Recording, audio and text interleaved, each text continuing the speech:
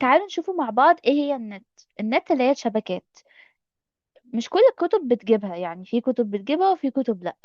النت عبارة عن ايه؟ احنا طبعا بنشتغل على 3 dimensional shape اللي هي ال 3D shape. بيبقى عايز يعرف الشيبس او السوليدز اللي عندي دي formed from، اتكونت من ايه.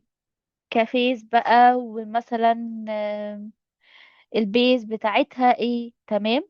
يعني الكيوب، النت اوف كيوب ده شكلها عبارة عن سكويرز، لان الفيسز بتاعته على شكل سكويرز. هنا بيقولي ده شكل الباك لما اجي مثلا اقسم الكيوب. وده السايد الجوانب، وده التوب القمة يعني اللي فوق، ودي البيز القاعدة الجزء اللي بيكون تحت اللي أنا بعمل عليه خط كده. والفرونت الجزء الأمامي. السلندر دي شكلها، دي التوب اللي يقصد عليها، ودي البيز، وده السايد الجزء اللي في النص. والكيوبويد دي البيز اللي انا بشخبط عليها، والسايد وده الباك، والتوب. تمام. والباقي سايدز دي شكلها بيكون عندي هنا تو سكويرز، والباقي بيكون ريكتانجل. عشان كده بيقول كيوبويد الفيسز بتاعته على شكل ريكتانجل، لكن كيوب بتكون على شكل سكوير. سلندر بتكون في سيركل، البيز والفيس بتكون سيركل. السفير دي شكل النت بتاعتها كأنها كده أجزاء متقسمة كده بالشكل اللي قدامكم ده. والسفير الفيس بتاعتها زي السيركل، بس ما ينفعش اقول عليها سيركل. طيب الأسئلة بتاعته سهلة، عايزني أغلبها نعمل color أو تشوز.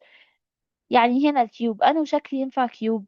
على فكرة مش أي شكل، مش أي شكل فيه سكويرز ده بس. السفير دي، سلندر دي، مينفعش أي حاجة تانية. الكيوبويد مش أي شكل ده.